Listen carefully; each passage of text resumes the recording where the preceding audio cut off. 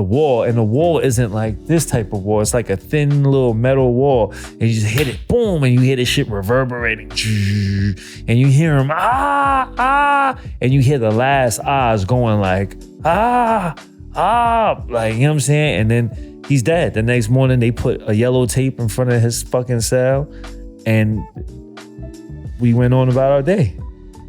How did they get away with shit like this? Yo, man. In 5, 4, 3, 2, 1. What's up, everybody? Welcome to another episode of the Genius Brain Podcast. We, of course, have a returning guest. We got the man himself, Cmac, over here just beating people's asses. Nah, you beating people's asses. Man. It's funny protecting myself. We were just talking about this because I was on, I'm always watching your shit all the time. Right. And I see on YouTube, you calling out somebody from No Jumper, which is fucking crazy.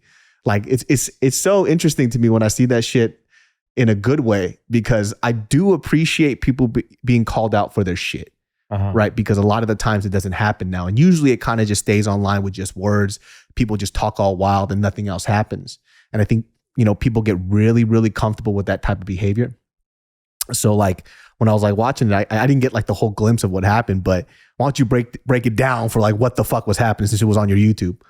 Yeah, so it's been a crazy couple of days in LA. It's definitely been kind of crazy. So basically about like, get that mic a little closer.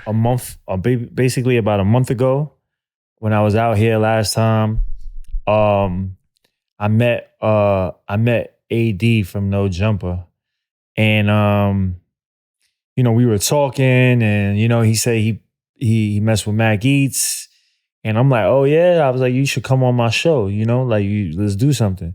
And he was like, yeah, I love food or whatever. So I started thinking about, what we could do. And then I came up, I'm not saying that by any means, like I'm the first food show guy or I'm the gatekeeper to the food shows on YouTube. But it was something that y'all discussed. Or I'm not like, the idea of rich, like cheap food and expensive food. Like, that's not new. I'm not claiming that to be mine. But if it's something we spoke about and something that, I said that, hey, we should do this. And then you go next month and you don't answer my phone calls. He didn't answer my texts. He didn't answer my calls. And then I'm scrolling and I see that, he has a show, like a food show now. And his first show was what we talked about. So I'm just immediately, I just felt disrespected. You know what I'm saying? Mm-hmm. I felt violated. I felt cheated. And I could have I was trying to call him and text him, but I found out that the number that I had wasn't the same number, or he changed numbers or something like that. And coincidentally, the number he had of mine, I changed it too, So I guess I was hitting him and he was hitting me, but I'm DMing him too, you know what I'm saying? So I didn't get no answer. But then he said that, so let me finish. I'm hitting him up, and then I didn't get no response. So I'm just like, this guy's ghosting me. Like, you know what I'm saying? Like, and I felt violated. So I had two options. I had like, whether either I just don't say nothing and just chalk it up, you know what I'm saying? Or I, approach him whenever I see him, but then whenever I see him, he's going to be with people and et cetera. And you know what I mean? I don't think it would really work out, too much. So I was just like, let me just get it out the way now. So since I can't get a hold of you, I know how to get a hold of you. I'm going to just talk on the internet, And then I spoke on the internet and he responded immediately, you know what I'm saying? Yeah. And then, I was like, you know what? I mean, I still feel some certain way. You ain't apologizing nothing. You saying you ain't do it. So I want to fight. I want to fade. You know what I'm saying? Yeah. And, what's crazy is I met him in person, right? But it didn't really register in my mind how big this motherfucking guy was. This guy's a big guy. You know what I'm saying? Yeah. Like, he's definitely like 2 of me, maybe 2.5 of me.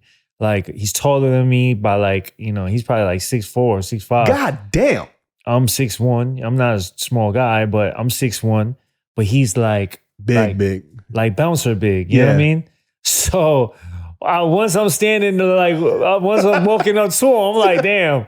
You know how when you start walking from afar, you walk in and building then gets it's bigger like, and bigger. hold on, bro. Like, what is going on? Did he grow since the last time I saw him? Let's play some Mario mushrooms and shit. Yeah, man. And then shout out to my guy Nam from Hollow Tips. He reached out to me and was like, yo, this could get a little tricky, because he is gang affiliated and all of that, you know what I'm saying? So, by you doing that, it was kind of like, that's not how we handle things in LA.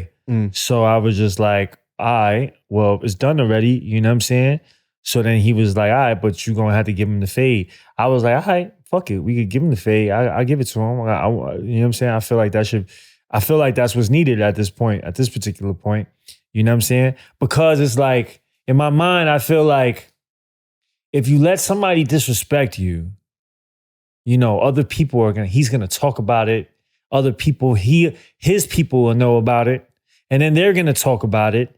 And then there's a close knit circle of people. So everybody's going to just start saying, you can just, whatever. And I don't really want that tag on me. You know what I'm saying? So I was just like, all right, let's just do it. Let's just fight. You know what I mean? Because it's just fighting. It's not like we're going to be shooting at each other, killing each other. Yeah. You know what I'm saying? It's a fight, And so we agreed to do it and we did it yesterday. And you squashed it, everything's good? Yeah, we definitely squashed it. We came to the conclusion that it was a misunderstanding, whatever. I'm gonna just leave it like that. You know what I mean? That's what it is. I got what I had to get off of my chest and I'm good with that now. You know what I'm saying?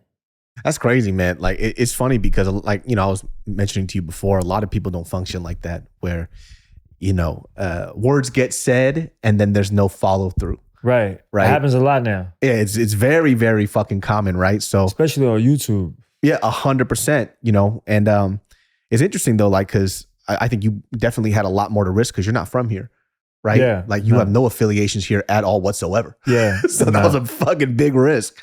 Yeah. Yeah. So for you, like, what made you still do it? Is it because you already put it out there and you just didn't want that disrespect? Yeah, well, I mean, I kind of like,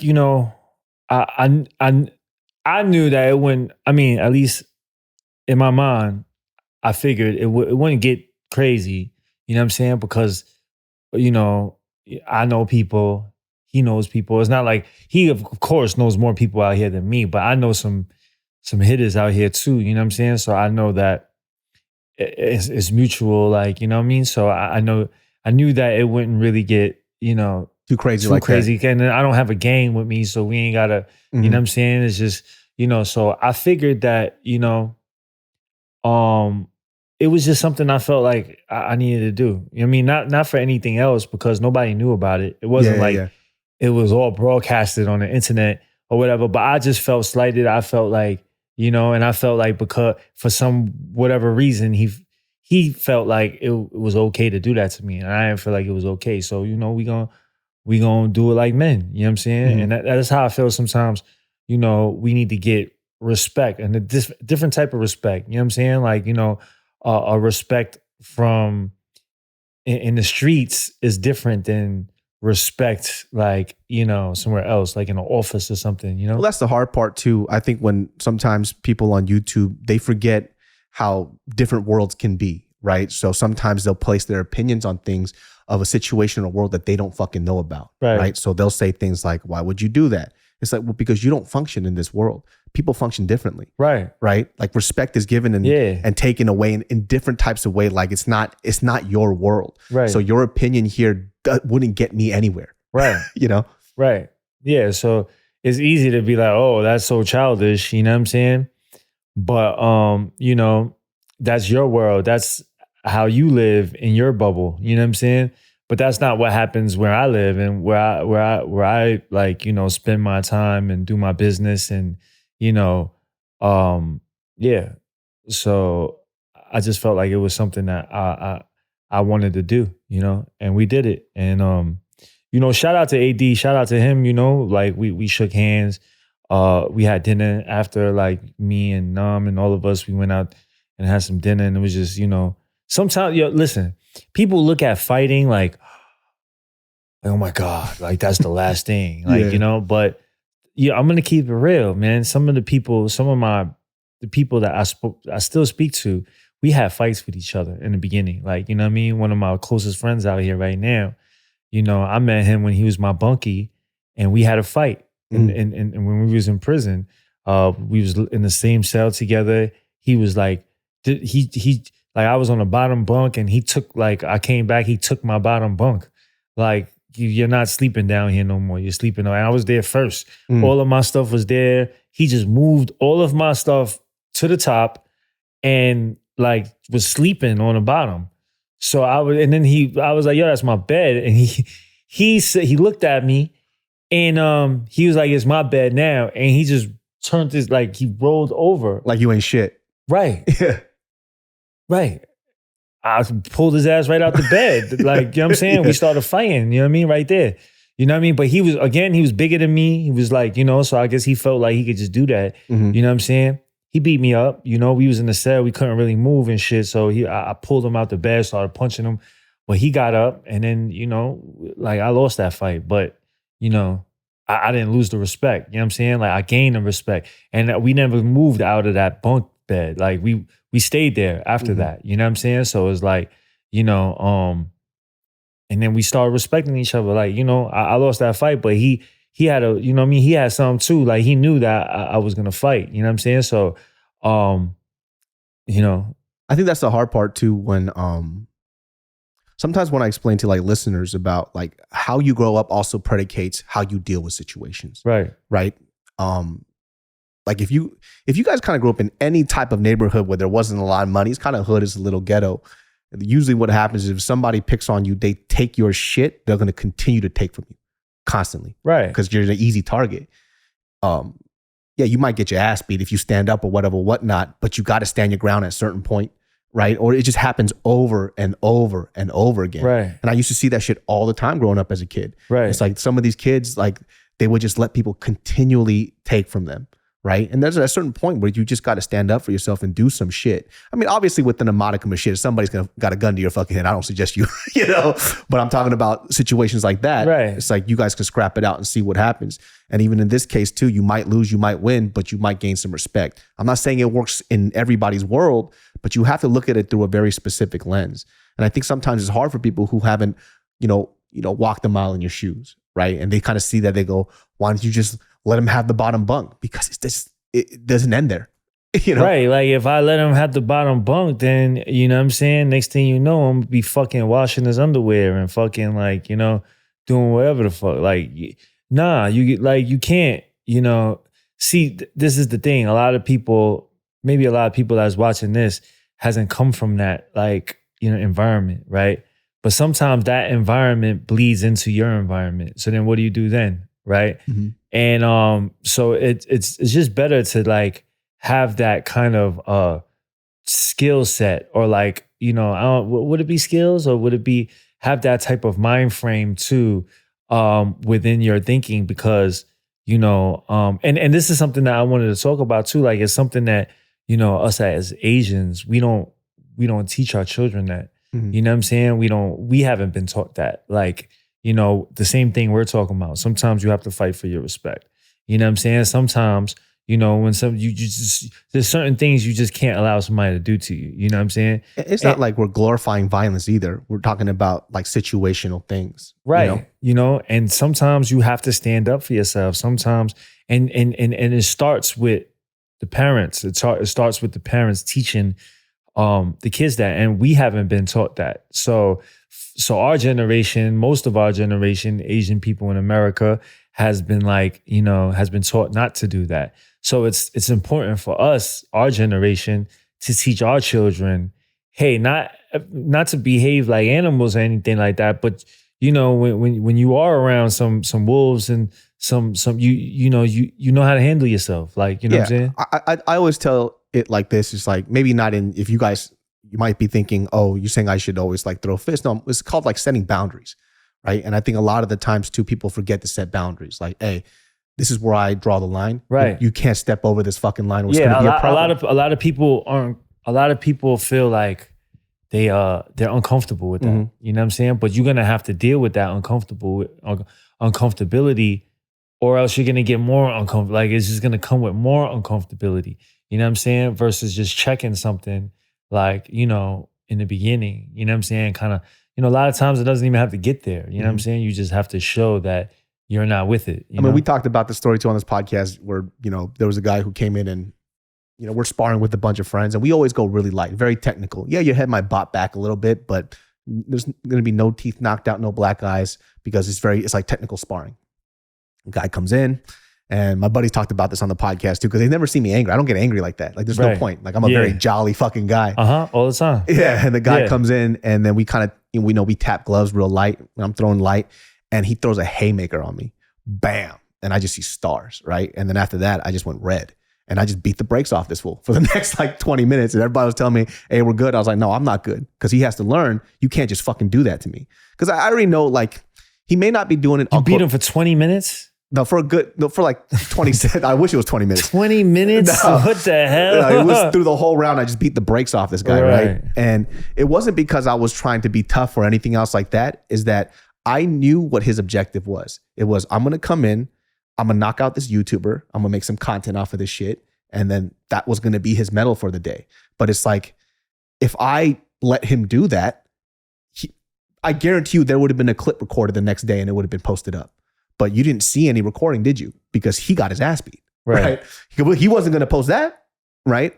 And, this is like in terms of just like in this type of cases where I kind of use an example of where I set the boundary. It's like, you can't just do that to me, right? Like I'm a very nice guy. I'm very accommodating, all that other stuff, but you can't sock me in my fucking face like that and then you just walk away, right? Somebody's going to get hurt. Even if I lose, right? I'm okay with it. Right. But at the end of the day, I have to set that boundary. This podcast is sponsored by BetterHelp, my lovely genius farts. People don't always realize that physical symptoms like headaches, teeth grinding, and even digestive issues can be indicators of stress. And let's not forget about doom scrolling, sleeping too little, sleeping too much, undereating, and overeating. Stress shows up in all kinds of ways, my friends. So here's your reminder to take care of yourself and do less and maybe try some therapy. My friends, therapy has helped me so much, and I'm going to keep on harping about this because it's been my savior. I've tried focusing on my physical health only, and that didn't work because my mental health was in shambles. And, working with BetterHelp has been a godsend. BetterHelp is customized online therapy, people, and it offers video, phone, and even live chat sessions with your therapist, so you don't have to see anyone on camera if you don't want to. It's a lot more affordable than in-person therapy, so give it a try and see if online therapy can help lower your stress. Genius Brain listeners get 10% off their first month at betterhelp.com/genius. That's BetterHelp.com/genius. Right. And it doesn't have to be in this type of sense too. It could be when people are, I don't know, like in a dinner situation, somebody starts talking all crazy. You could take them aside like, hey, you got to cut that shit out. Right. Even that's a way of setting boundaries without having to go through violence. But a lot of people are scared to do that because it makes them feel uncomfortable. But it has to start somewhere. You have to have some bit of self-respect to make sure that this person understands who you are. And I think for a lot of young kids, it's super hard because I used to have trouble with that too, But the moment I started setting boundaries is when people understood like, oh, I can't really push him over like that. And it starts to stop, Right. Hell yeah. You'll be surprised at how much, things can change if you just, set your boundaries. And that's what we need to teach our kids, We need to teach our youth, our children, how to do that and show them how to do that. It's very important because if you don't teach them that, then you're gonna really handicap them in the future. If because you would like to think, okay, I'm working hard, I'm gonna just keep my kid way out of this, but you never know what this kid. You don't know how the world is gonna be when he comes of age, or she comes of age, or and you don't know what he or she is gonna get into, or where they're gonna go, or what's gonna happen, right? So you always wanna. It's important for us to teach our children that because, everybody else teaches their children that. Like, all the other nationalities and everybody else, if somebody puts their hand on you, you know what I'm saying? Like, you don't let them touch you. Don't let them invade your space. Don't let them invade your property. Like, anybody, you know what I'm saying? Don't let people bully you, stuff like that. Like, that's what I always heard growing up. Like, when I was with other, cultures, you know what I'm saying? Other people. I would hear their parents telling them that, their uncles telling them that, teaching them that. And then I'm looking at me and telling me that. So that's how I got mine, But if I didn't have that, if I didn't go through whatever I went through, I wouldn't have that. You know what I'm saying? Yeah, and I think too, sometimes people also confuse you setting boundaries as being rude. It's not being rude. It's letting people know how you want to be treated and respected. You know? Yeah, but somebody else disrespecting you is rude. Yeah, right, exactly. Right, like, you know what I'm saying? Like, I'd rather be rude than let somebody else, like, you know, be rude, like, you know, disrespect me and whatever. Like, that's rude too. So, you know, it's important for us to, like, you know, make sure that, because people see that if you let somebody do it, like you said, you let somebody do it one time, they're gonna do it twice, they're gonna do it 3 times, they're gonna keep on doing it until you make them stop doing it. And sometimes, majority of the times, once they start doing it, you know, you're gonna have to do something more drastic to get them to stop doing it. Yeah. You know what I'm saying? Versus if you just check it from, like, as soon as you feel an uncomfortable, like somebody made you feel uncomfortable, you know what I mean? I don't think you should just immediately, like, just blurt out or do whatever is on your mind. But you should definitely think about how you can just set your boundaries. Yeah, and address it too. Like, yeah. there's been plenty of situations like that where, you know, sometimes you got to take somebody aside. And even in your personal relationships with like the woman or man that you're with, right? Like, I've had plenty of times where my lady had to set a boundary on me and I had to set a boundary on her. Like, for example, here's an example too, where we could take it out of just like the violent sense. We were, this is years ago when we first started dating and we didn't really know each other. And she was kind of talking all crazy to me in front of guests, right? And then afterwards, I took her aside. I was like, hey, you can get mad at me as much as you want. You can't speak to me like that, especially in front of other people. When we talk, we keep our stuff here. Other people can't do that. So you need to keep it here, right? And that's setting a boundary. It's not violent, but you kind of have to make sure that you draw these lines and checks. It's uncomfortable now, but what's worse, right? It's something that grows out to be something crazy. Right. And a lot of the times too, people get mad at other people for continuing to do this stuff to them when they never set the boundary. That's on you now. Right. You never told them like this is unacceptable. Right. You know? Yeah. Yeah, there's a lot of people that just do things just to check. Mm-hmm. You know what I'm saying? I do it too. A lot of people do it. Like, they'll do something just to see what your response is going to be. Mm-hmm. You know what I'm saying? So, okay, oh, you going to let that fly? Then here, boom. You know what I'm saying? Oh, you're going to let that fly? All right, we in there. Mm-hmm. You know what I'm saying? So now we could just do this. Yeah. You know? Because you said it, we could do it. You know what I mean? You didn't tell me you could do it, but by your actions or your non-reaction, you told me that something you don't mind. So yeah, there you go. You see it on some shit like back in the day when people would just like not pay the check when we go out to eat. They do it once, they do it again, twice, 3 times, 4. Nobody says anything until somebody comes in and is like, hey, you got to make sure you pay your food. If not, then you ain't gonna eat, right? But even something small like that, it's just very important, man. I think a lot of people will learn to be a lot happier with themselves, because when it gets to the point where you let somebody constantly push you to a corner and then you snap, you look like an idiot now. Right. When you could have just addressed it here in a normal way. Right. Like, hey, stop doing that fuck shit, you know? And then it would have never gotten to that point, right? And so there's like a good balance of like kind of being assertive and not being angry and mean, because I don't want to get angry about shit, you know? I want to just address it normally. And sometimes when you're being firm, it doesn't mean you're mad. You're just letting them know this is where it stops. Right. You got to cut that shit out. Right. Yeah. Cut that shit out. Yeah. Hey, for you though, I mean, I've been kind of following, obviously I follow you on Instagram. We DM each other all the time, but like, your mom you said her cancer came back. How's she doing now? She's doing well. She looked happy. Chinese New Year, she looked real happy. She's so, thank God. When it was first reported, it was breast cancer, you know, and they said the breast cancer was like, was I think it was stage 3. That's what they said, stage 3. But then, the doctor said that they did another report and saw that it was actually skin cancer. And it was skin cancer, but it went into the breast. So it wasn't breast cancer going down. It was skin cancer going into the breast, which is a lot easier to deal with. Because they could just remove the cancerous cells. Right. So so that was like really, okay. Like that was a blessing. Yeah, it was a blessing. Did they remove it completely now and she's good? Yeah, she's still going through her stuff, but it's I think she's in a better space now. That's crazy. I mean, it's so dope too, especially for you now that you're not in jail. You can kind of be with your mom through this. Right. Because imagine how hard it would have been if you had to do it through a jail cell. Right. You know? Yeah. Which I'm pretty sure your mom's like super appreciative. She gets to see you, and then all this kind of stuff matters too, especially when somebody's trying to heal to have their kid around. Right. Yeah, definitely. Does that give you like a really dope perspective on like life? Like it's like, oh shit, like I get to actually be there for her this time.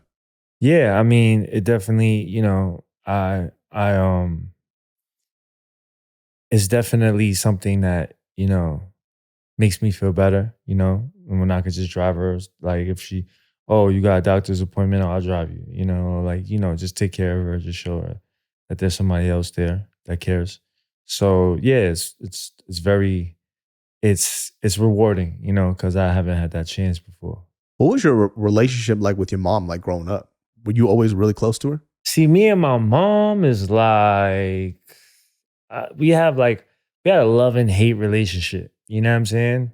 I really resented her for a big part of my life. Even though I loved her, she was involved in, my life all the way. But, she used to, like, as a kid, she had me very young. She was like 17, 18 when she had me.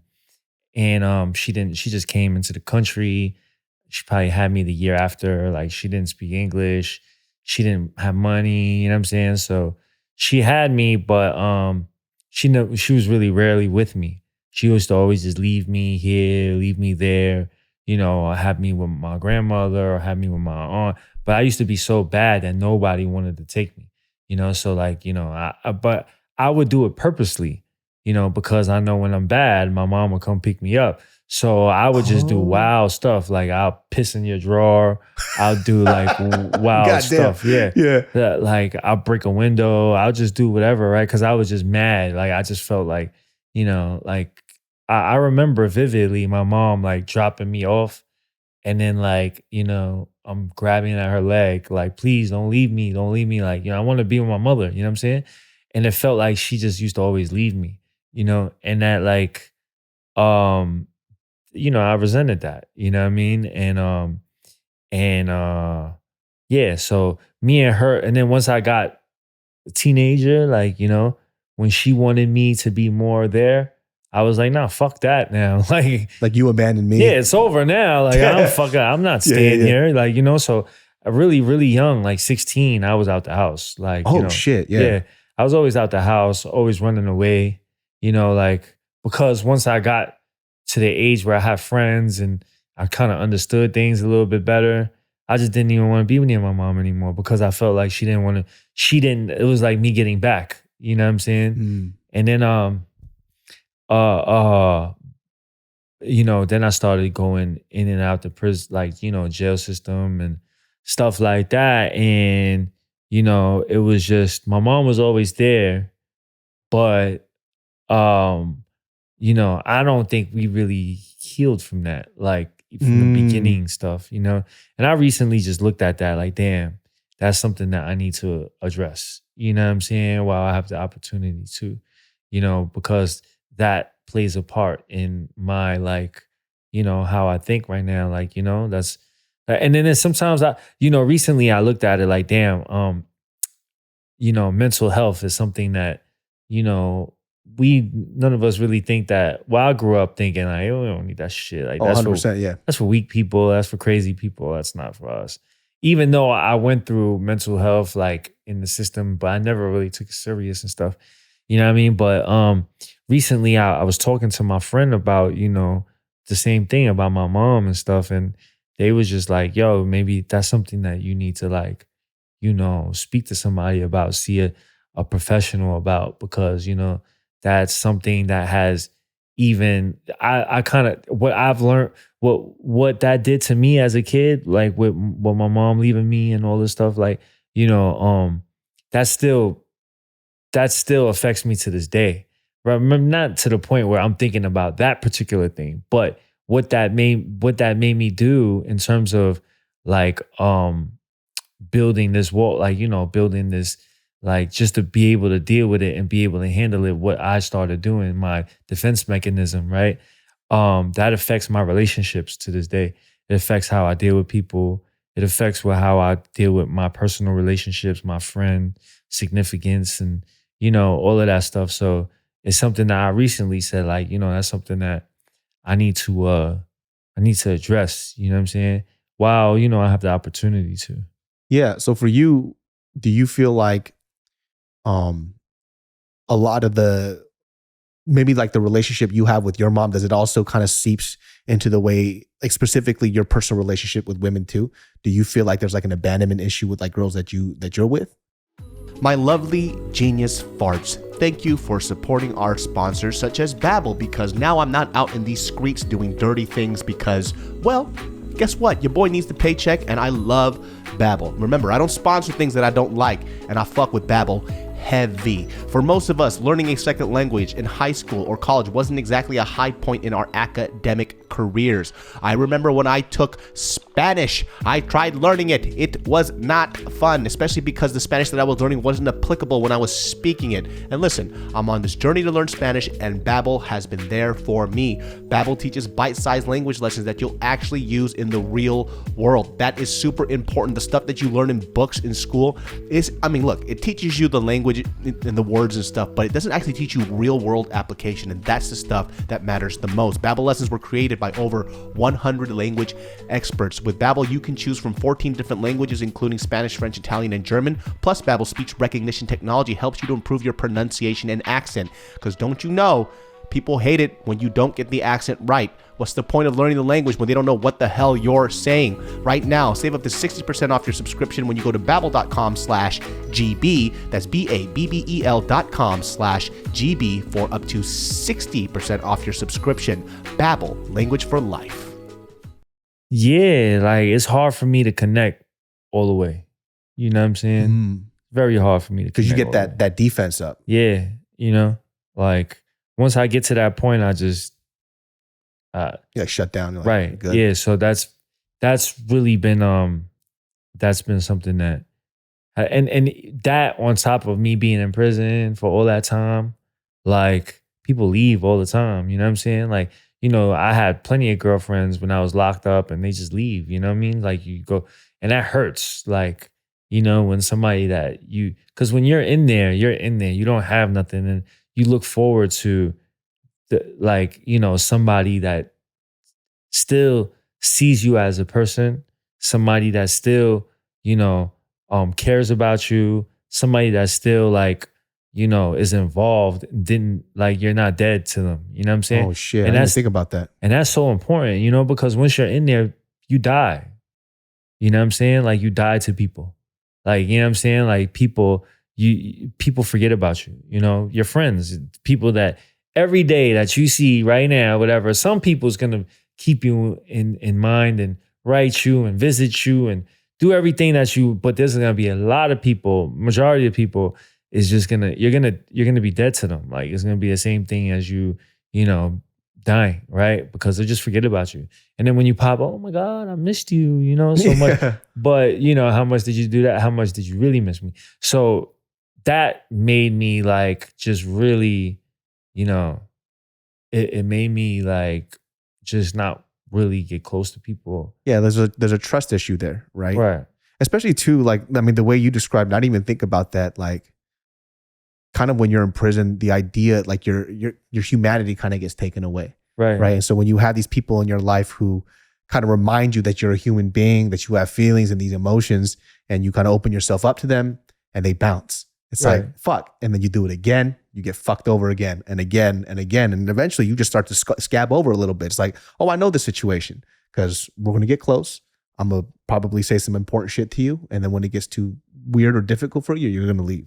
And so a lot of defense mechanisms are like that. Even for me, something that my parents used to do to me when I was a kid. And we found out that was a trigger thing for me was somebody who tells me to do something without explaining it.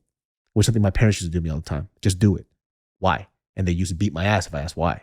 So now if somebody asks me to do something, if I ask why and they just have me just do it, if I immediately get angry, right? And that's trauma that I have to deal with when I was younger, and it still affects me to this day.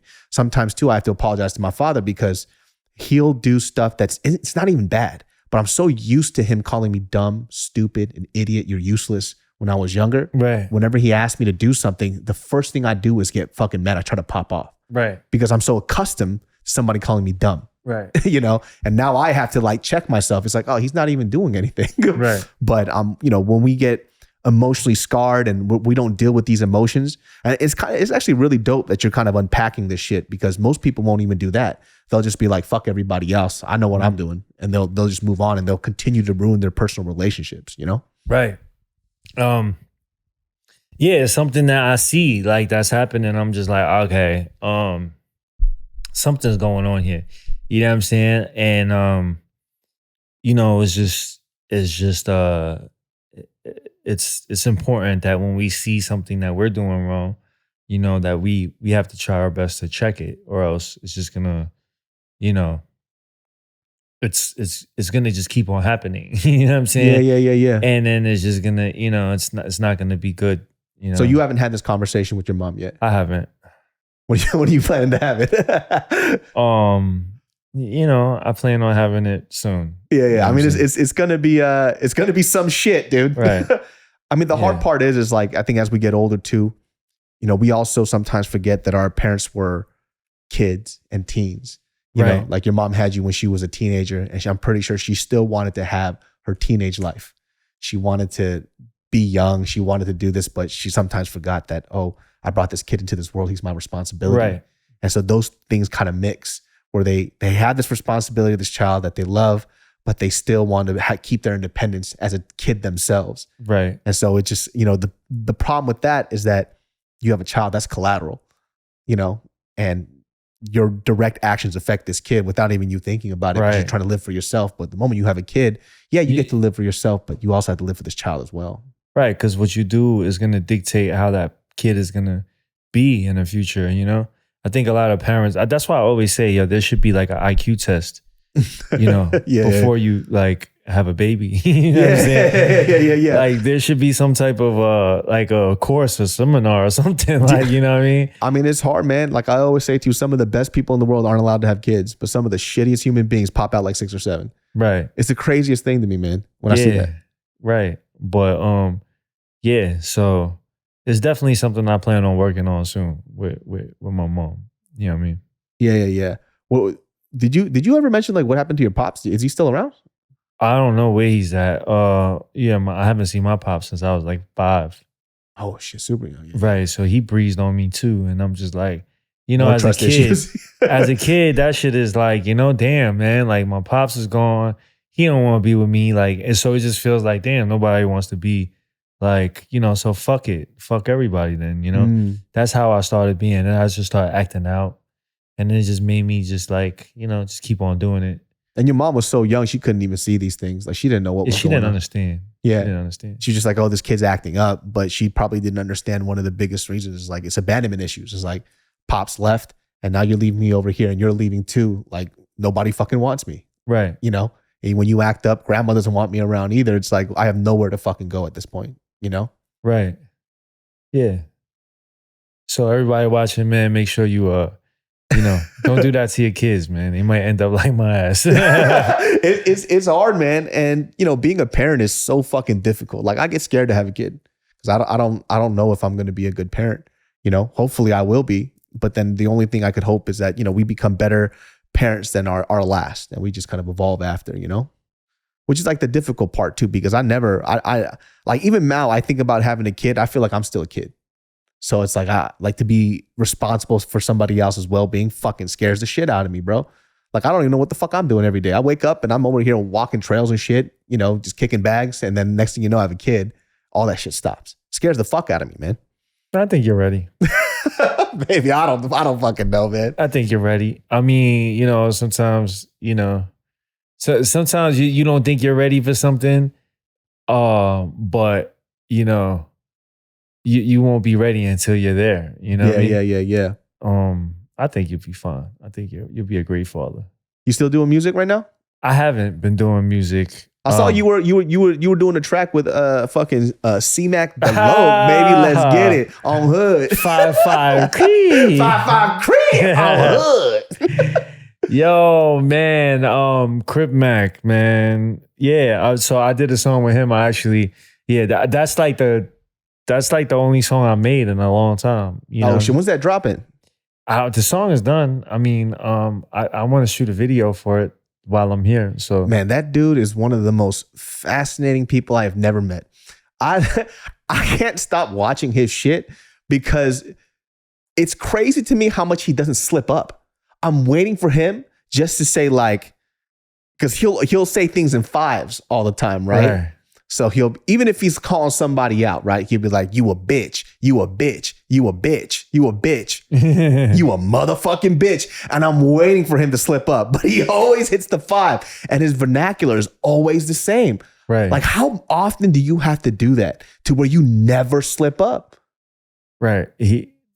That's where he's really smart at. Yeah. He has really good memory.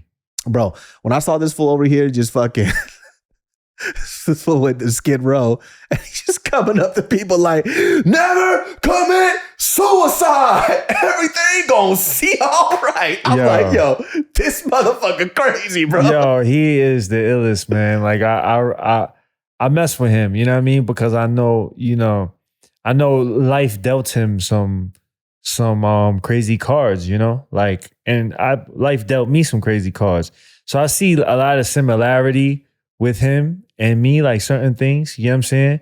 That, you know, and of course we're nowhere near the same, but I do see certain things that he went through that I went through, and I can relate to that. You feel me? Mm-hmm. So I think he's a very talented person, a very entertaining person when it comes to that. Like, he's just like, he's entertaining as fuck. That dude was made for the internet.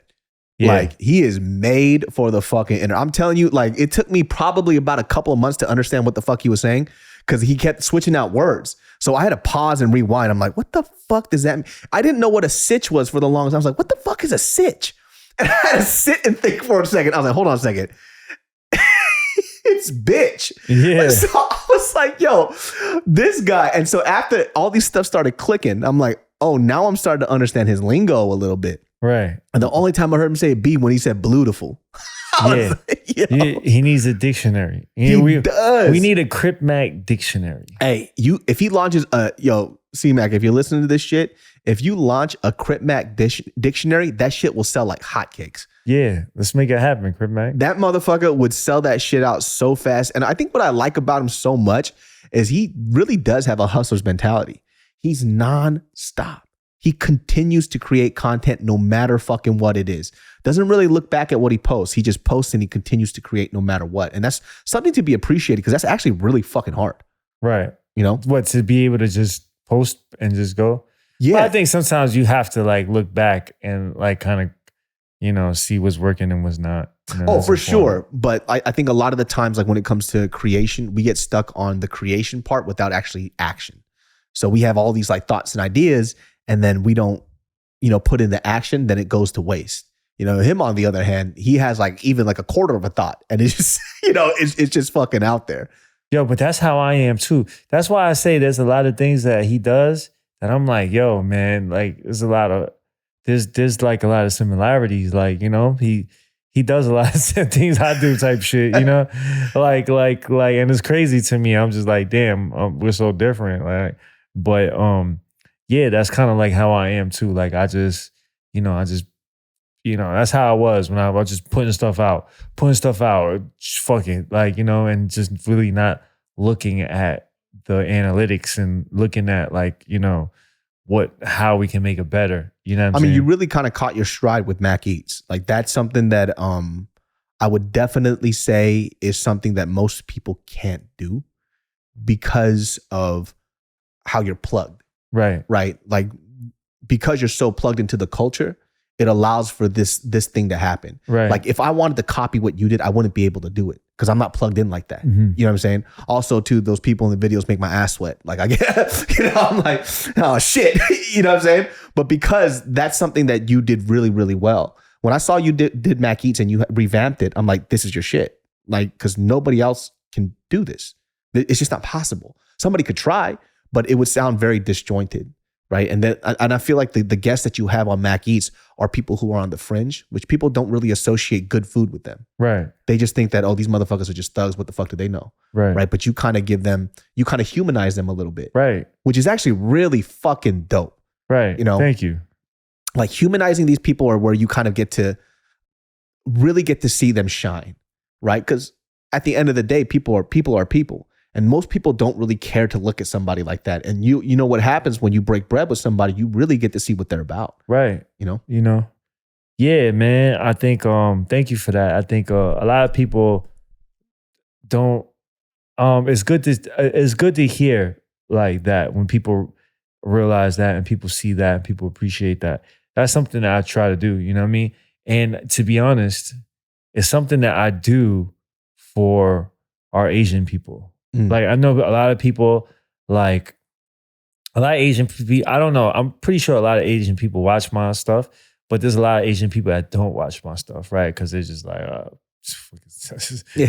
don't care about these people, right? Yeah. But the reason why I do it like that is because so many people say that Asian people don't care about nobody but ourselves. Like, we just don't care about no other culture. We don't really care to know about anybody's culture. We don't really, it's just, if it doesn't benefit us or if it doesn't involve us, then we're just like, you know what I'm saying? And I think that is something that through my travels and experiences, something that I learned how to do really well is the bridge, right? Like the bridge me to other people that come from different places and share different backgrounds and share, different things and find a way to bridge, right? And they think that was like one of my talents, right? To survive, and I saw that, our people really didn't do that, and, it didn't really affect us until now, you know what I'm saying? Until like, things are changing. And, now it's like, okay, well, why should we care about what the hell you guys are going through if you don't even care about, you guys don't even like, you guys don't even worry about what the fuck we're doing. You guys don't even have an interest in any of it. So why should we care about what you guys are going through now? You know? And, to a point, I agree. You know what I'm saying? Like if we're all here and y'all next door don't care that we don't have no electricity, we don't have no food, we don't have water, we don't have nothing in this house because we're going through whatever we're going through, and you don't next door, y'all never stop to even care. Y'all never even stop to look. Y'all know we got these problems, but y'all just not even looking. Like, well, too bad for them, and just act like it ain't even there. Okay, that's cool. But then now once it starts happening to you guys, and you guys need some help, why the fuck should we care? Like, yeah, and I think it's like a generational gap too, right? Because there's like two parts to this. There's this idea, like our older generation, right? Yeah, they never really cared to ask the neighbor what was going on, but they also never asked for help. Right. So it's hard, right? That's why you see a lot of elder Asian people who get attacked. They're not going to the police because they're always scared to cause trouble.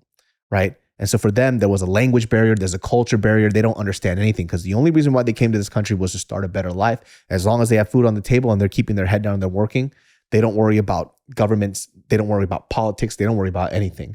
They go, as long as my kids are fed, I had this roof over my head, I'm pretty much good. If I need help, I won't even ask for help. I'll figure it out.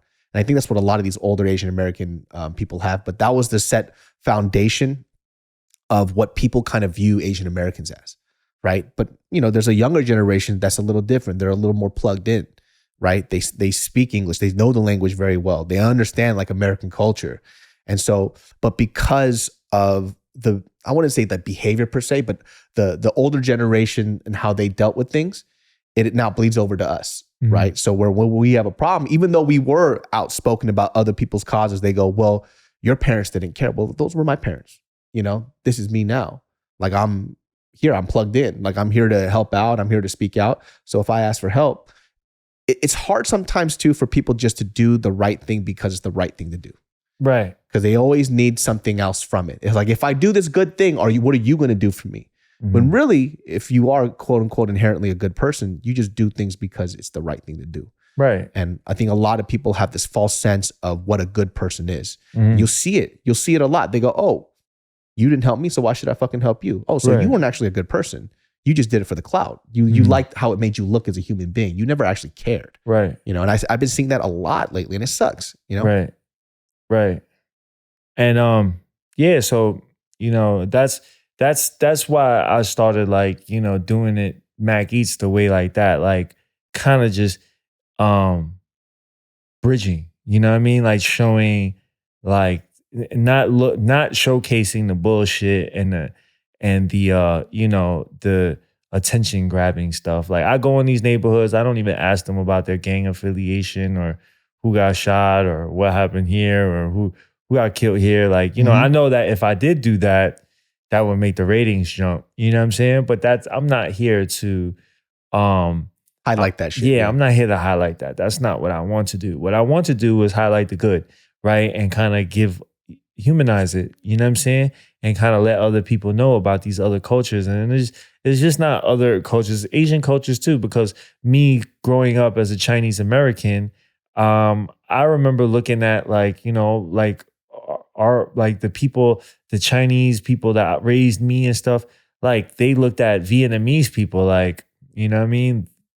Oh, 100%. Right. They looked at like, you know, they looked at like other people, like, you know, other people that comes from different, you know, Asian countries that are a little, I don't know, different. You know what I'm saying? Like Southeast Asian countries and shit. Yeah. And you know, so this is my opportunity to show, like, to kind of bridge it. Like, hey, you know, I would like to know about your culture.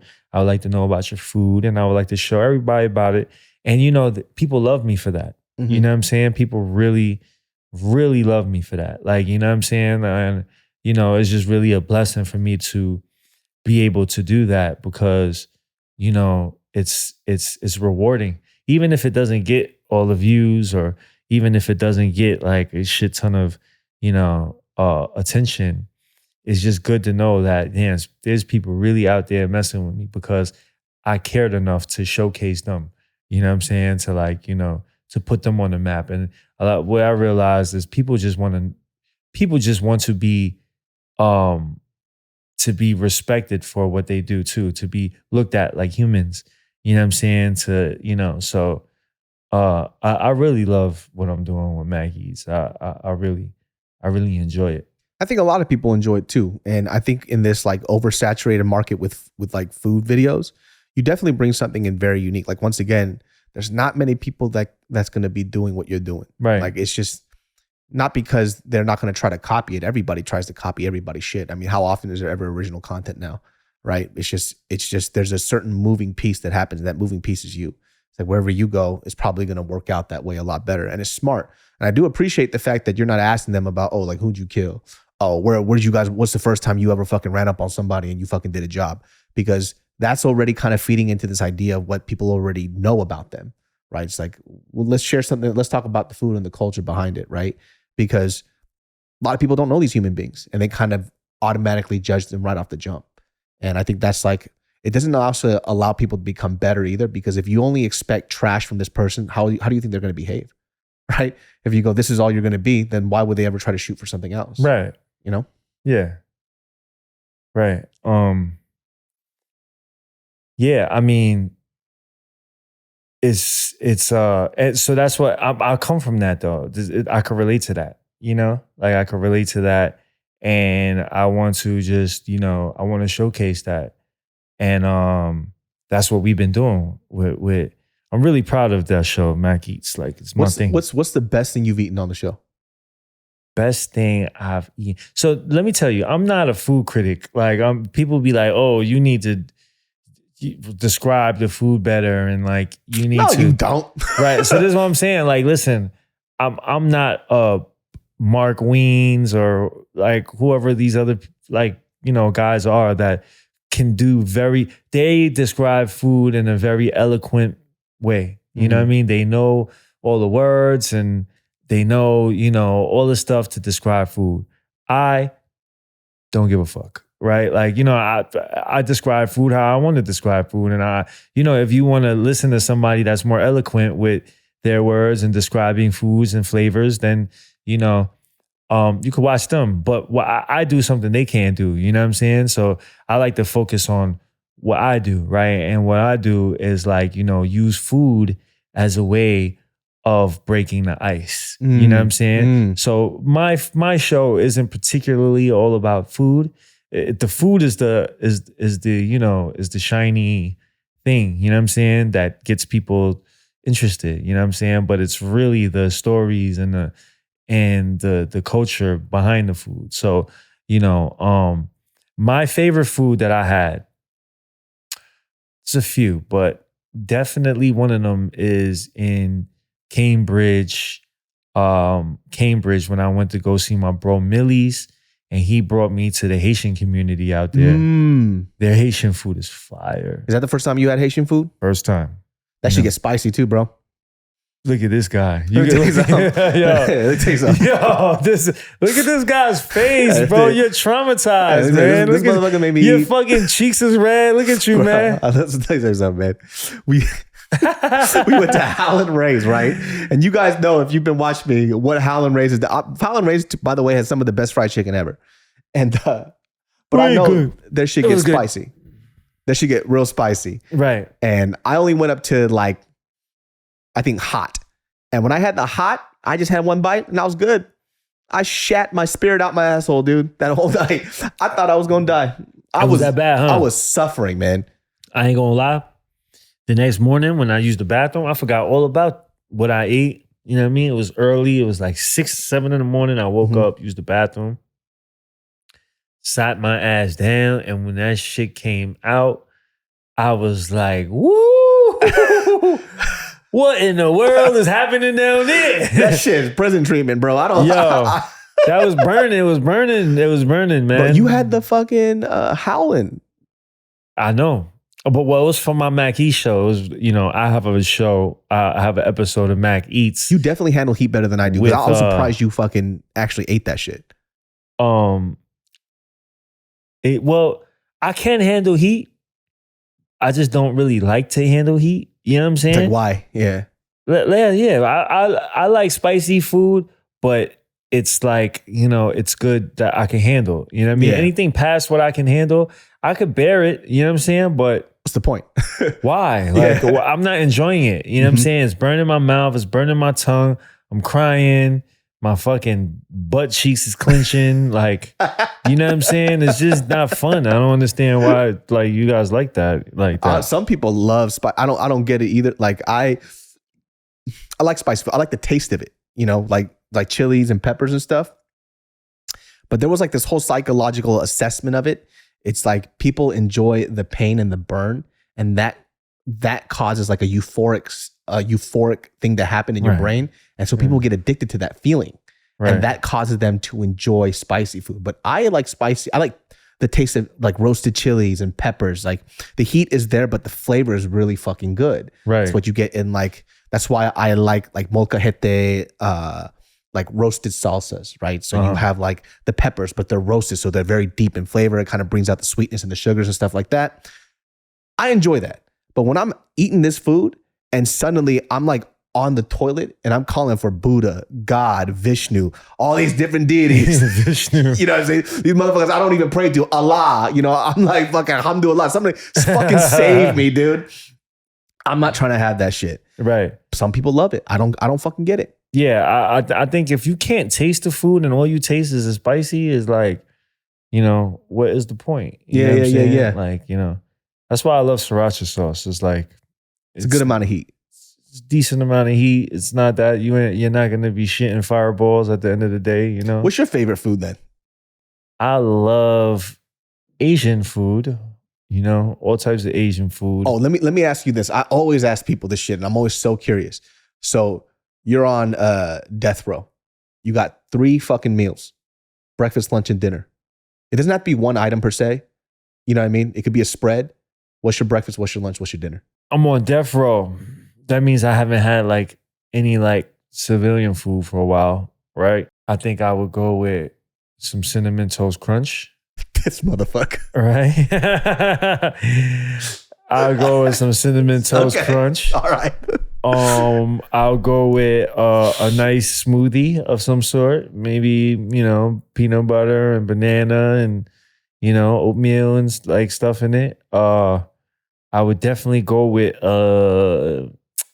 maybe a omelet, like avocado and mushrooms and an omelet. You know what I'm saying? Some wheat bread toast with some butter. Nah, fuck that. Scratch that.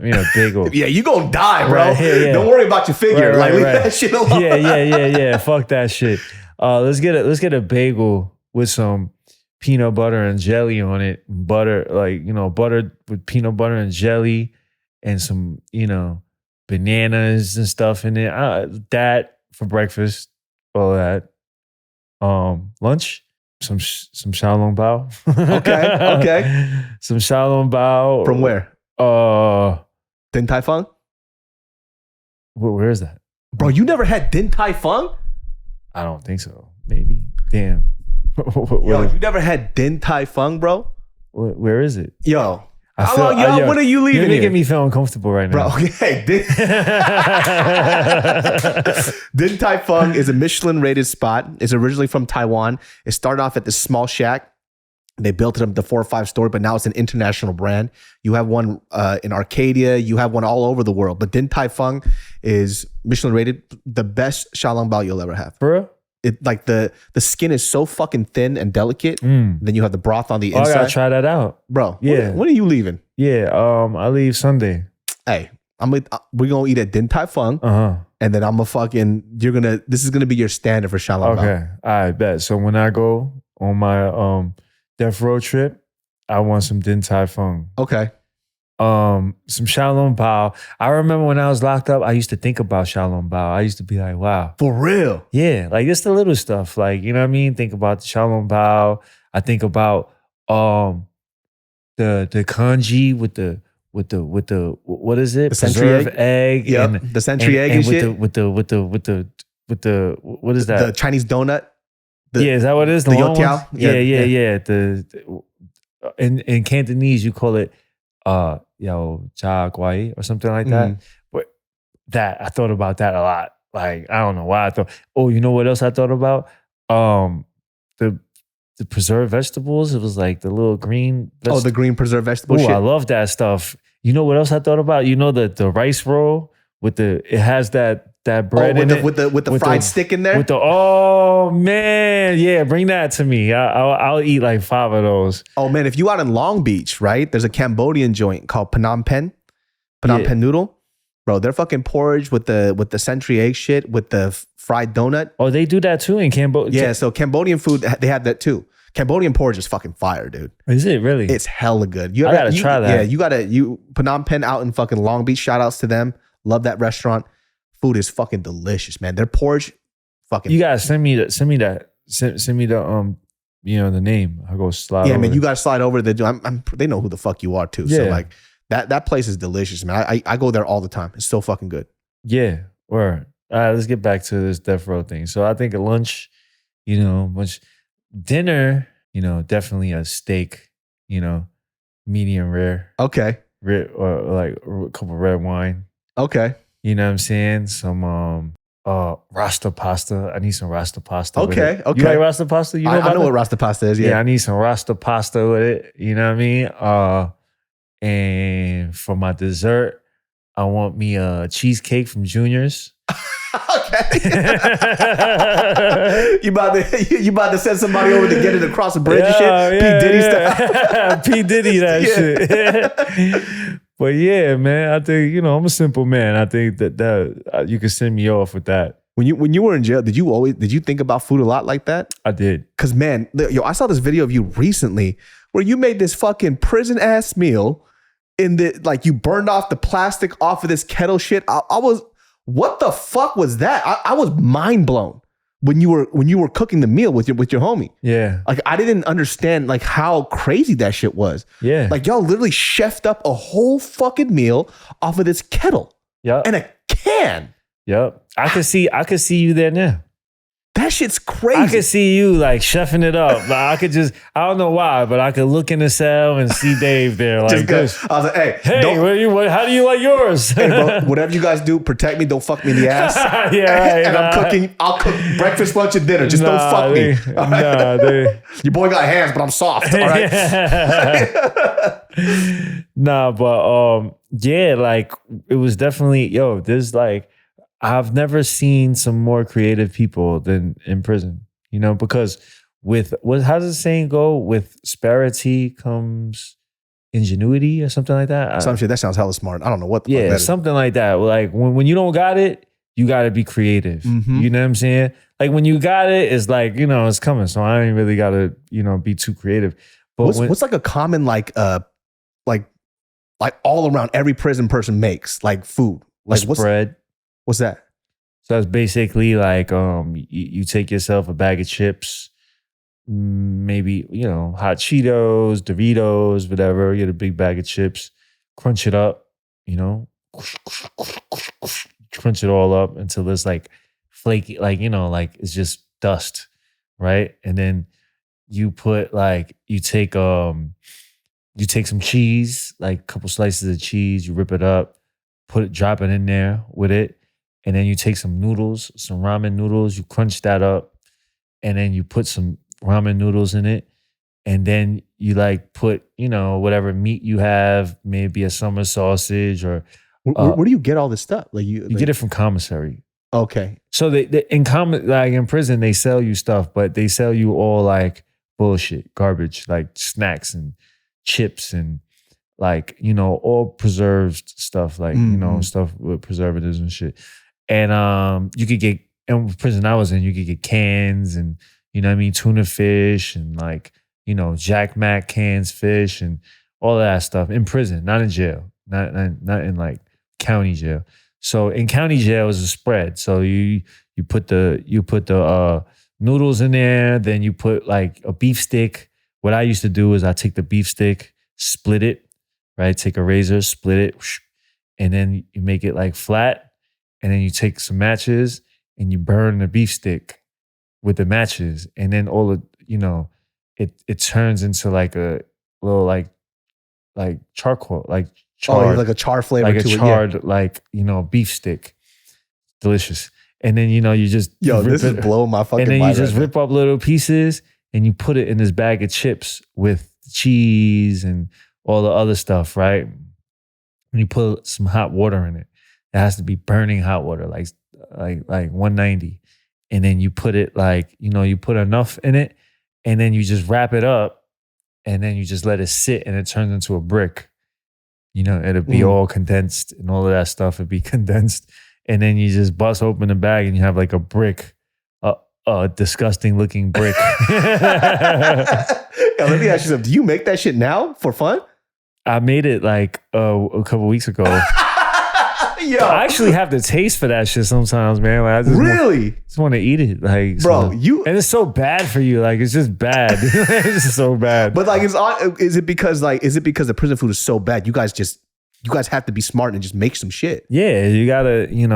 They feed you like dogs in there. You know what I mean? Yeah, I actually don't know. What do you eat if it's not stuff that you're making? What do they serve you? They feed you like dogs. It's just nasty stuff like yakisobe. Oh, yeah. But it's not, yeah. I mean, I seen yakisobe in a Japanese restaurant, but it's nothing like that. It's just slop. You know what I'm saying? And then the Hungarian goulash, and it's just slop. It's just all slop. That's the best way to describe prison food. It's slop. Jesus. So that's I see now I understand why you're talking about how your humanity is taken away. Right. It's you're giving dog food. It's this is what it is. Right. You're just gonna eat this or you die. Yeah, it is what it is. God damn. So that's what the spread. What was a meal that you made with the homie in the video? Oh, we made some dirty rice, which consists of calamari and instant rice. You take the Uncle Ben's rice. You put all that stuff in it, calamaris, and then you put seasoning and your oysters and stuff, and then you just, cook it up. It's really good. I mean, I wouldn't eat it now, but when you would, what you had. Yeah, now once I made it, I'm just okay, I want to eat it now. But in there, that's like delicious. Like 5-course, just. That shit blows my mind how creative people get. When I watched that video, that shit put me into a rabbit hole of just people in prison making shit. Right. And I'm like, dude, girls be making, somehow they get eyeliner out of like glue and shit and burning stuff. I'm like, you seen different shit like that? I never, you know more about that stuff than me because I've never been to a women's prison before. Yeah, when I was watching like the women's prison stuff, like they somehow burned some other shit with some other stuff with like light bulb stuff, and they somehow make eyeliner and mascara so they can gain some of their femininity back. Right. And I'm like, who the fuck figured that out? Like who? I want to know the person that figured that shit out. Like, and it became a standard, right? Because somebody had to make that spread to make it a standard in the prison for everybody. Right. Who was the motherfucker that was like, okay, we gonna crush this shit up, put hot water and make a fucking garbage bag burrito. But then whoever invented it is like, it traveled throughout all the prisons. All the prisons. Which is crazy. They need to make a story about that guy. Who is this guy? That'd be fucking actually kind of funny. I want to meet this brother. I'm the one who made this shit. Yeah. This dookie log of food. This dookie log. Yeah, who's trying to eat some fucking dookie chips right now? That's just wild to me. Yo, you man. know who Jackson Wang is? Yeah. I made one for him. Oh, for reals? It's on it. Yeah, y'all can watch it. That pretty motherfucker, dude. That was so pretty. Yeah, he go to prison. He getting fucked for sure. Yeah, he instantly. Might. Yeah, they walk at him. They're gonna whistle at him like, hey, I haven't seen pussy walk through this fucking place in a long time. That's crazy. I love that guy. I love Jackson though. Jackson's super dope. Yeah, he is. Like we DM him every now and then. Like he's a super dope dude. Yeah, I made him a prison spread. Damn, that's funny. Did he like it?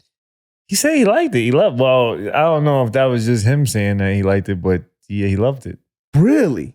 Damn, dude. Like I'm always so curious about that stuff because when you're like, because it's all carbs too. So he was like on a carb diet. Like he hadn't had carbs in so long. Oh, that shit was delicious too. Yeah, man. It was just, he didn't give a fuck. Right, it was good. Dude, when I look at his skin, I'm like, bro, dude, that shit's pure as fuck, bro. He looked like snow. Right. That fool is one beautiful man. I look at it, all right, like, calm down, man. Hold on a second, man. That is a handsome. This guy right here, bro. I look at that motherfucker. I'm like, bro, you a fucking pretty ass boy, dude. A lot of Asian dudes be pretty like that and shit. I'm like, damn, dog, you go to prison, you fucking lunch meat, dude. Yeah. The cops might get you before. Was it hard dealing with cops in prison? Or were they pretty chill? Nah, I would never say they were chill. They're definitely on some bullshit. You know what I'm saying? It's just Rikers Island, like the cops are like corrupt as hell. I think the cops are corrupt. I mean, the officers, correctional officers, they be like, they got to enforce. So they be on some bullshit, man. Like, I had some bad experiences with them. I had a buddy who, he was doing like some street racing shit, and then he was put into a cell. Some shit he scrapped with his friend or whatnot. But either way, he had beef with another dude when he was like street racing and shit, and they put him in the same cell, with a bunch of everybody else, and they're like just in jail. And obviously you're gonna be in a small space. What's gonna happen? They started scrapping, so they separated him out. And my dude was like mouthing off to whatever, like the jail guard or the CO there, and they were just like, all right, cool. So apparently I didn't know that if you don't get to see a judge before all this shit happens, they send you straight to Rikers because he's out in New York. And so he specifically wouldn't let him see a judge. Wow. Because he was mouthing off to him. And then he didn't know what they're going to play all the time. They will lose you in there, man. Yeah. Like, when I was coming up, I think it was like more toward, it was changing once I got up there, but they were killing like people, like, and people that didn't have any family members or whatever, they would just like beat them to death, and then nobody would even like check for them, like type stuff. It was kind of goddamn, really like that. Yo, bro, though it was scary. Like it's crazy to me how I don't even think about this stuff no more. I don't think about prison at all. Like I don't think about the shit that happened, but when I do think about it, it's like, damn, that shit was some horrifying shit. Like it was some horrifying shit, like some shit that I was just like, what the fuck? But, you know, I just somehow I was able to just like forget that shit. What's some of the craziest shit that happened? Some crazy stuff. Well, you know, personally or what I seen? Well, I seen some wild shit, man. Like, you know, so one of the things when I went to Attica prison, like, you know, that prison was notorious for the police brutality in there. They didn't have cameras in there. And the officers ruled with an iron club. Like, you know, they were on it. You know what I'm saying? As soon as you get off the bus, they tell you, listen, we don't give a fuck what you do to each other. You guys can kill each other. We don't give a fuck. Once you guys get in the yard, go ahead. You know what I'm saying? But if you touch one of our police officers, if you touch one of our officers, you're gonna die. You're gonna die. That's it. You know what I'm saying? And I was like, what the fuck? Like, all right. Like some gang me. shit. Just fuck me then. You know what I'm saying? Like, you're like, all right. Yeah. So, you know, it was just, and then the way that they ran their prison, it was just like, when you walked, there could be 1,000 people walking the hallway. Maybe not 1,000, but like, all right, let's say 300 people walking from like the block to the yard, right? And it's 300 people on this line and then 300 people on this line. So like this, right? And you could hear a pin drop. All you hear is the feet. And then all you hear is the sticks. Boom, boom, 2 knocks. That's straight, stop. Or, you know what I'm saying? 3 knocks is like turn. And that's all you hear. And if you even make a sound, they're gonna pull you over. They're gonna let everybody walk out. They're gonna put you on a wall, right?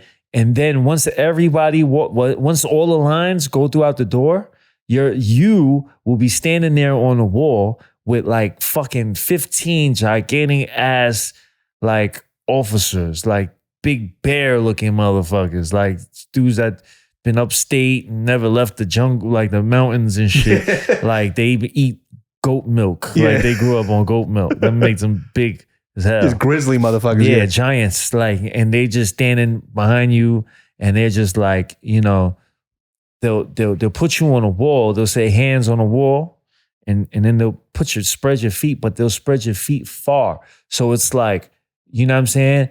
And then if you even go like this, that's it. Once you turn your head, that's it. They're gonna fuck you. Like I've seen so many people die like that. Like just like getting beat by the police officers and they don't make it back to the cell. I've seen that several times. You know what I mean? I seen officers, I heard like my neighbor, like the person that was next to me, he didn't speak English in Rikers Island. And the officer that like, we had a riot in the house, right? This person didn't have anything to do with it. You know what I'm saying? But we had a riot in the house. And finally, when the officers was able to subdue everybody and get everybody in the cell, they were going into these cells and like telling people to search them, right? So the guy who spoke Spanish, he was just like, what? And like, you know what I'm saying? That the officers telling him, he didn't move or respond or what. They went in there, beat him to death. Like you heard, boom, like swinging for his head, missing and hitting the wall. And the wall isn't like this type of wall. It's like a thin little metal wall. And you just hit it, boom, and you hear this shit reverberating. And you hear him, ah. And you hear the last ahs going like, ah. Like, you know what I'm saying? And then he's dead. The next morning, they put a yellow tape in front of his fucking cell. And we went on about our day. How did they get away with shit like this? Yo, man, you know? They just were like, oh, he was in like a gang fight and that's the end of the story. Right. I mean, of course they do investigations and people, you know, whatever. But yeah, they changed the prison system a lot. It's a lot. The officers can't do that no more. Like that. They put cameras everywhere and stuff, so it's harder for them to do that. But for a good amount of time, that's what they were doing. They was just like, you know, abusing their power. How the fuck do you like mentally deal with that shit? I couldn't even imagine. Like, I can't even imagine trying to compartmentalize hearing somebody get murdered by people who are supposed to be the upstanding citizen. Right. Because they're the ones that are supposed to be good people, quote unquote. Yeah, but they be having more issues than us. Like, you know what I'm saying? Yeah. They be having issues. They come in and take their issues out on us. You know what I'm saying? And I guess it's crazy because, you know, like we did that on the street. Like, you know, we have our issues or whatever, and then we take it out on, you know, whoever we robbed or whoever we stole from, or whoever and then we go to jail, and then the officers in turn, you know, take out their shit on us. Like, and they get paid to do it though. And they get paid to do it, you know, so they you know, if they have issues at home, wife, their kids or whatever, their wife is sleeping with the mailman or whoever, their best friend, they come in there and they unload that on us. You know what I'm saying? And yeah, that was my reality for a little bit. Yeah. That is fucking frightening, man. Right. I can't deal with that shit. I wouldn't want you to. It's not something that you should deal with. That's fucking insane, man. Because, you know, we've had the conversation. People were like, what would you do in prison? I'd kill myself. I can't survive that shit. I don't think you would kill yourself though. You would definitely find, because you know what I said? I said when they gave me 10 years, I was like, what am I gonna do with my life? Yeah. Like 10 years? Like of your best years. Yeah, I'm like, it's over. Yeah. But I was 19 saying that. Like, you know what I'm saying? Yeah. You know, but you do, once I got to the third, fourth, fifth year, it was just like, all right, you know, it is what it is. And, you know, you just become like, you know, numb to it, you know? And then time just starts going by. Yeah. Man, that's crazy. Next thing you know, you're making fucking trash bag burritos and shit. Trash bag burritos. That's crazy. You know what I'm saying? That's fucking wild, man. Like, it's kind of crazy to see how much you've like taken this experience and, you know, transformed your life. Because a lot of people don't do that. They become institutionalized. Like, this is a part of a chapter of their life that never ends. They go in, they go out, they go back in, they go in. And I've, you know, personal friends of mine that, you know, in Korea we call them hyungs. They're still doing the same shit. And I'm not really connected with them anymore because I can't be, because they're still doing dirt, you know. But they're saying like, yeah, he just went back into prison. He'll be out in a couple of years. It's like, fuck. And they're like, you know, 38, 39, 40. And they're still doing the same shit because it's almost like that jail cell and that lifestyle becomes their comfort. Yo, that was me for a long time. Like, you know, glad it was me, like, younger. Like, cause it'd be crazy if I still had that issue now. But when I was younger, like, I just couldn't stay. I couldn't stay out.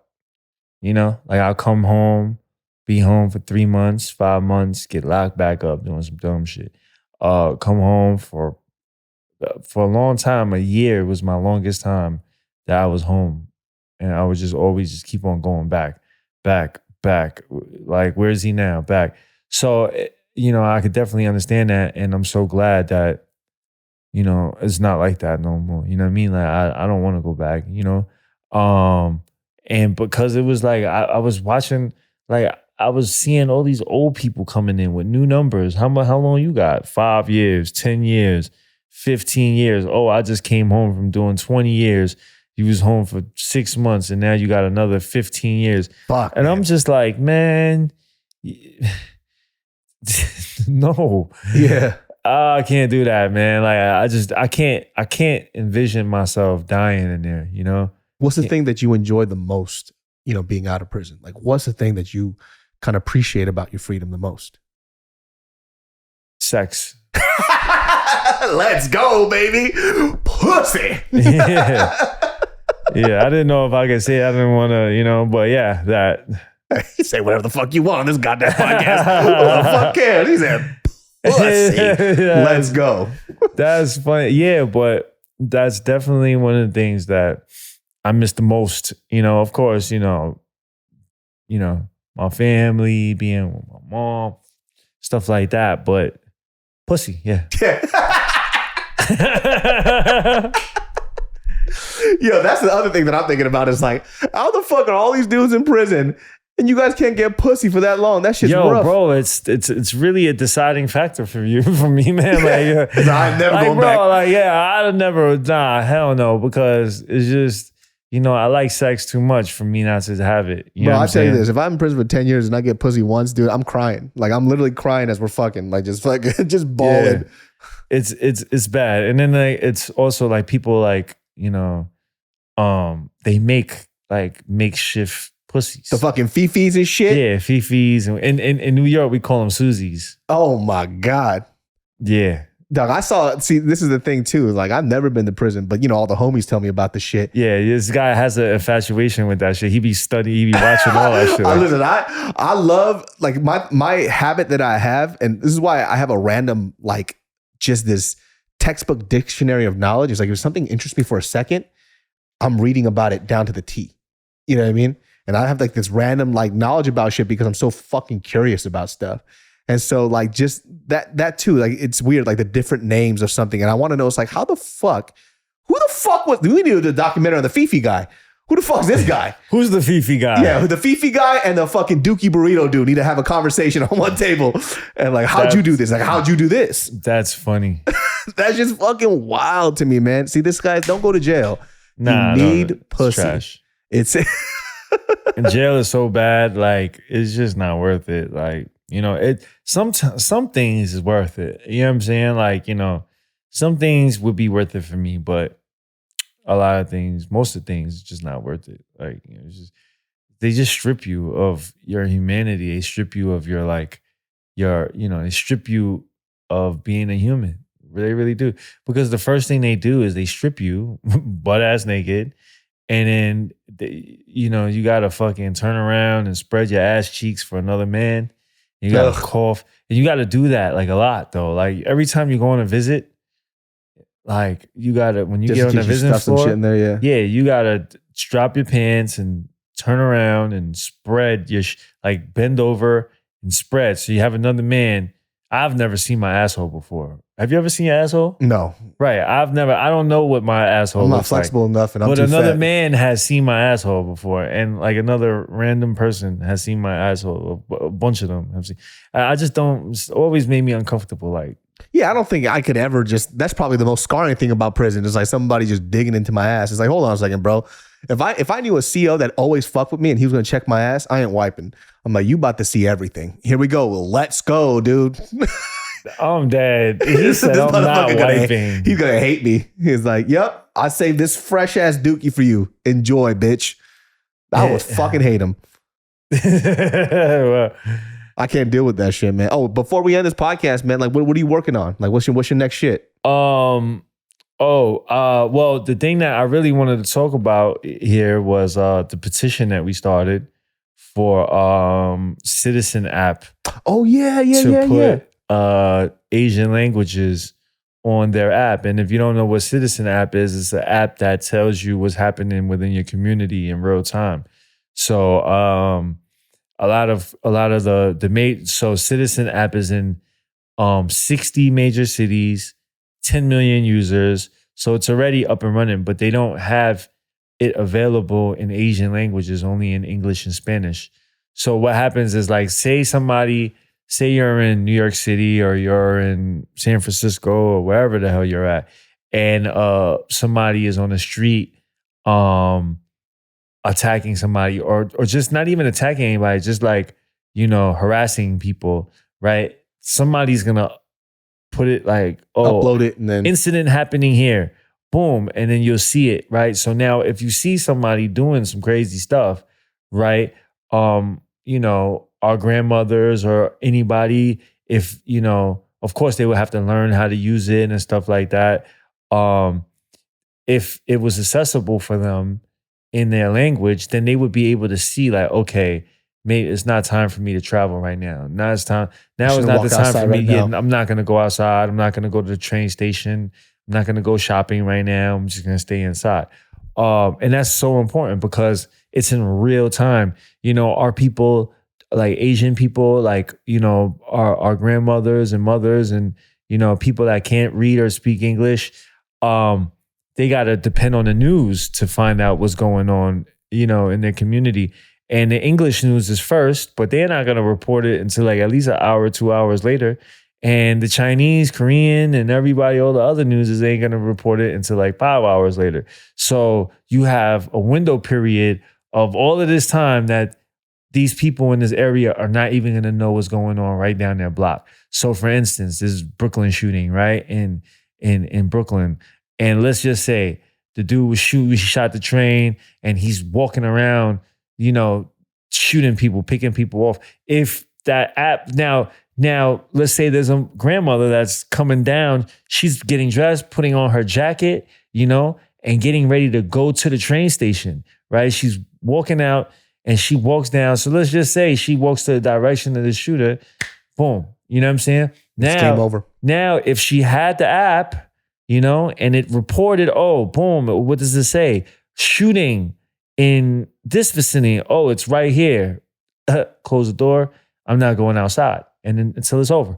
You know what I'm saying? And that's a useful tool. It's very, very important tool that. Yeah, and I think like older Asian people too, they kind of like trust the system a little too much. They think that if they walk outside, this is America, there's cops, I should be safe. And it's it's changing. Yeah. Yeah, it's changing. Yeah. So they need to, be a little bit, a little more street smart about that shit. Especially because like, I feel like specifically in New York when I see like Chinatown, right? They think, oh, everybody's Chinese here. And they kind of have their guard down because it's an area they grew up in for the past 50, 60 years. But the area is different now. Right. There's fucking crazy people. There's a bunch of crackheads walking around, a bunch of psychopaths. Right. And the neighborhood that they grew up in is not the same. It's not the same. So so we have a petition to get Asian languages onto the Citizen app. So we're trying to get Citizen app is, and it boggles my mind if their entire staff, not their entire staff, but the majority of their engineers are Asian, right? They're Asian, they're Chinese, they're Korean, they're whatever, right? And the language isn't on there. So, I had spoken to them like about a year ago, and they said, they would look in, they would work on it. But a year after, it's still not on there. But it's because nobody's speaking up about it. Nobody's speaking up about it, right? So if you have an app that's useful for the people, it needs to be available, especially with all of this stuff that's happening. It should be fair. It should be available for us too. So especially large populations of us in these cities. So yeah, we started a petition. You can find the petition on it's change.org. You could just put citizen language, or you can click the link in my bio on my Instagram at ChinaMac. Yeah, that's what I got going on. That's very important. So if you if you ever thought about, hey, what can I do? Like what can I do to help? It's things like this, you know what I'm saying? Like, this could help. And one step at a time. So everybody go sign that petition and let's get Citizen to listen to us, And also, what else am I working on? Mac Eats. I've been on Mac Eats. I got a bunch of episodes coming out. And that's about it. Just creating content and working on my book. I've been writing a book, Oh shit, that's gonna be an interesting ass book, that's for sure. Goddamn. Right. Yeah. So I've been working on that really hard. I'm like about 75% done with it. So yeah, that's what I got going on, man. That's dope, man. Well, you could check all your socials is ChinaMac, right? Yeah, ChinaMac. My YouTube is ChinaMac TV. So those are my two major, two where I really go. So y'all can check me out on ChinaMac TV on YouTube and ChinaMac on Instagram. Okay. Well, check them out there. Genius Brains every Sundays at 12 p.m. And we'll see you all next time, man. Give them a follow. Then make sure that you guys go ahead and sign that petition for the Citizen app. It's super important. If you guys want to see what you can do for your community or just people in general, hit that link and then you'll see it in the description below. See y'all next time. Peace. Let's get it.